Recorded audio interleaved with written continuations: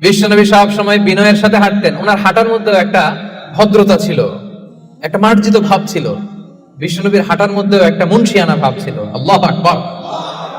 এজন্য আল্লাহ বলেন, যারা রহমানের বান্দা হতে চাও, জান্নাতের অ্যাপার্টমেন্ট যারা বুকিং দিতে চাও, ইয়ামশুনা আলাল আরদি হাওনা ইয়ানি মুতাওয়াদিআ, বিনয়ের সাথে হাঁটো।